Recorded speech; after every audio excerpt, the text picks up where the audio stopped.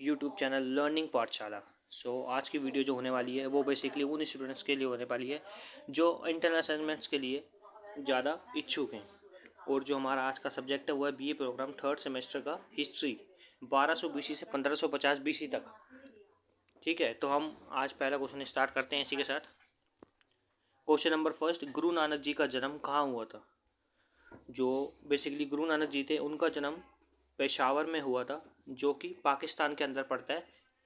15 अप्रैल 1469 में उनका जन्म हुआ था।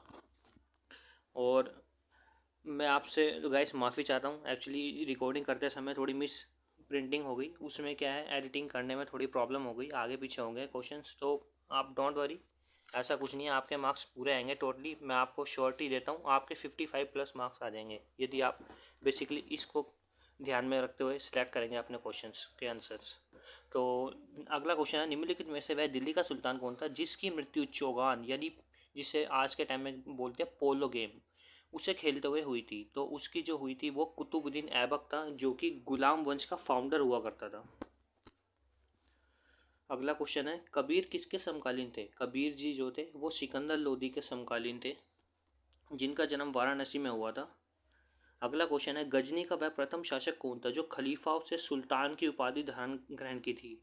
मतलब कि पहले वो खलीफा था लेकिन उसने खलीफा का टाइटल जो है वो रिमूव करके अपने लिए एक नई उपाधि धारण की, वो थी कौन सी? सुल्तान की। तो वो ऐसा कौन था? महमूद गजनवी। इसी के साथ अगला क्वेश्चन है, अहमदाबाद नगर की स्थापना का श्रेय किसे आता है? यानी कि अहमदाबाद जो नगर है जो गुजरात के अंदर पड़ता है उसकी स्थापना किसने की थी? अहमद शाह प्रथम के द्वारा अहमदाबाद नगर की स्थापना की गई थी। अगला क्वेश्चन है, गुरु नानक की शिक्षाएं किस ग्रंथ में संग्रहित हैं? तो गुरु नानक जी की जो शिक्षाएं वो बेसिकली गुरु ग्रंथ साहिब ग्रंथ में संग्रहित हैं। अगला क्वेश्चन है, गुरु नानक की शिक्षाएं किस ग्रंथ में संग्रहित हैं? यही क्वेश्चन है, रिपीट हो गया, सॉरी। अगला क्वेश्चन है, विजयनगर साम्राज्य की राजधानी कौन सी थी? जो विजयनगर साम्राज्य की जो राजधानी हुआ करती थी वो थी हम्पी।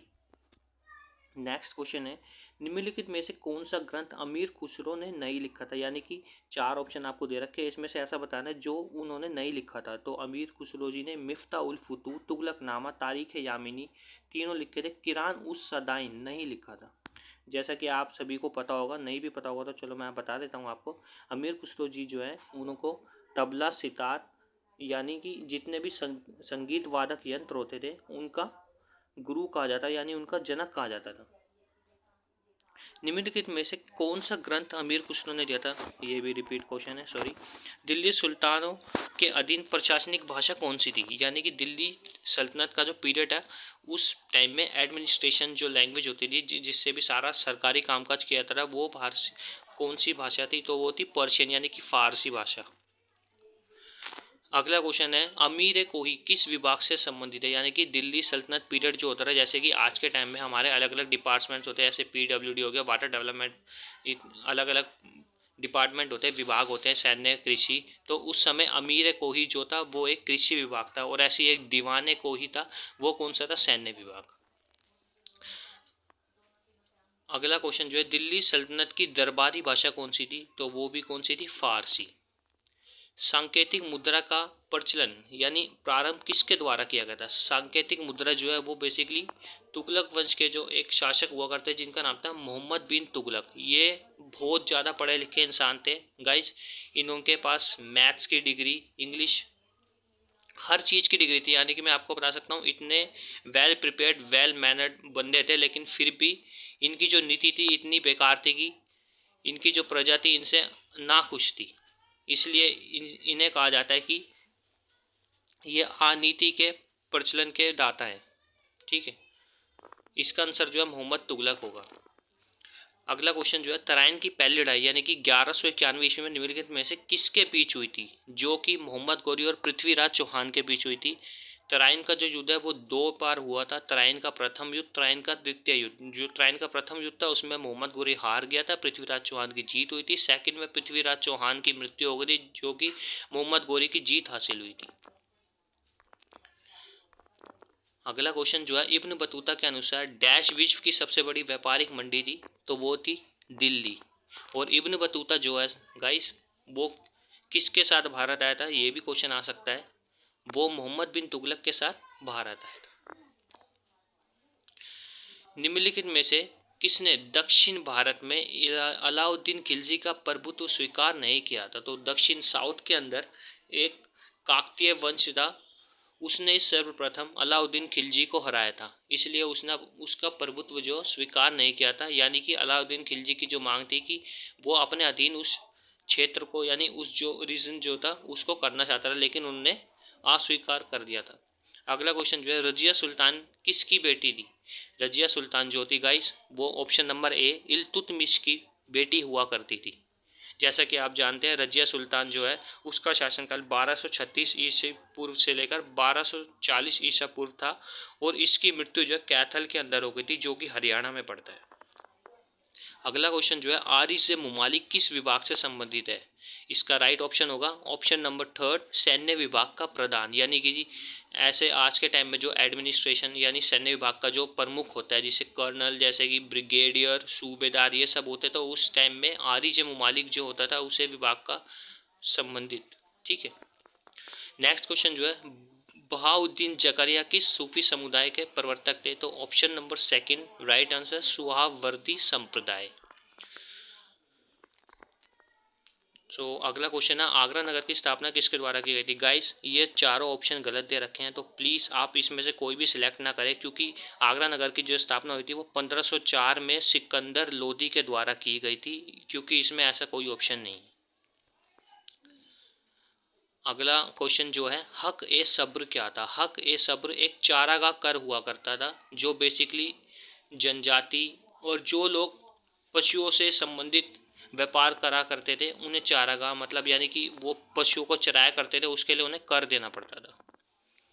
अगला क्वेश्चन जो है, मिनहाज उल सिराज लेखक था, यानी कि मिनहाज उल सिराज जो उन्होंने कौन सी किताब लिखी थी? Tabaqat Nasiri. Option number A first right answer.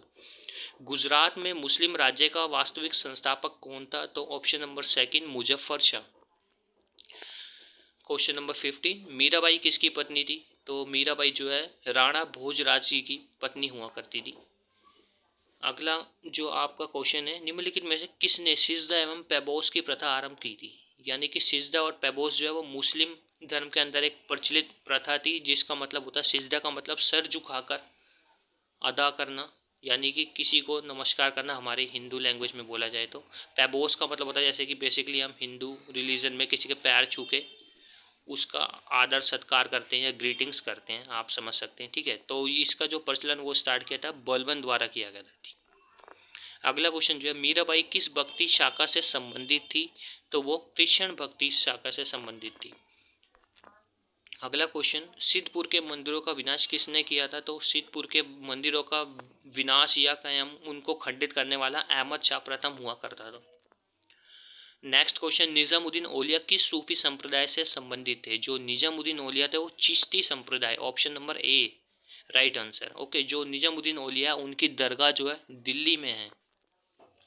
निम्नलिखित में से किस खिलजी शासक ने दिल्ली के राज सिंहासन पर बैठने के लिए अपने ससुर की हत्या कर दी थी?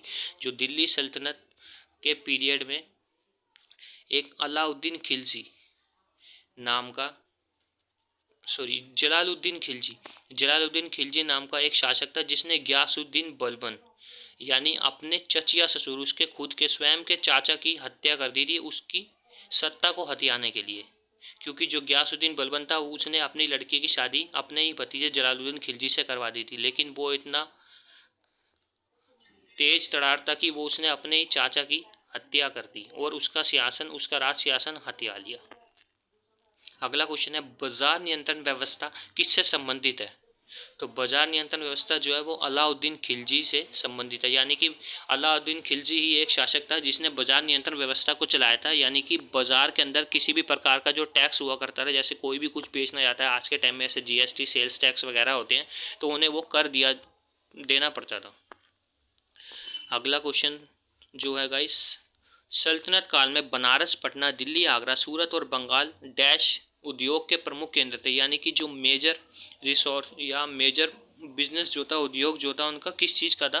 वस्त्र उद्योग का था। यानी कि जितने भी ये नगर हैं दिल्ली, आगरा, सूरत, बंगाल, पटना, वो बेसिकली वस्त्र उद्योग के लिए काफ़ी पॉपुलर थे उस टाइम में।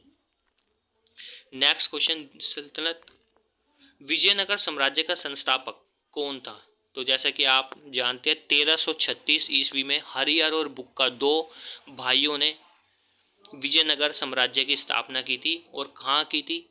तुंगभद्रा और कृष्ण नदी के तट के समीप की थी। अगला क्वेश्चन है, विजयनगर किसके शासनकाल में स्वतंत्र राज्य बना था? तो वो बना था मोहम्मद बिन तुगलक के समय में।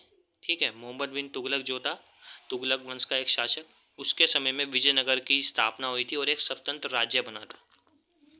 फतवा ए जाहिदरी किसकी रचना है? फतवा ए जाहिदरी जो है बर्नी की रचना है और इसका जो पूरा नाम है जियाउद्दीन बर्नी। खुम्मस संबंधित था। और इसी के साथ हमारी वीडियो का लास्ट और आखिरी क्वेश्चन जो है, खुम्मस किससे संबंधित है? तो गाइस खुम्मस जो था एक प्रकार का धार्मिक टैक्स हुआ करता था, यानी कि जो मुस्लिम लोग थे और जो गैर मुस्लिम लोग थे, वो गैर मुस्लिम लोग मुस्लिम लोगों की जो धर्म और उनकी जो रीति रिवाज थे उनको अस्वीकृत करते थे, इसलिए उन्हें गैर मुस्लिम टैक्स देना पड़ता था। तो इसी को कहा जाता है खुम्मस संबंधित। सो गाइस इसी के साथ हम वीडियो को अपना एंड करते हैं। प्लीज़ लाइक एंड सब्सक्राइब करना ना भूलें यदि आप चाहते हैं कि हम आपके लिए और इससे बेहतर वीडियो लेके आएँ तो। So please like and subscribe. Thank you.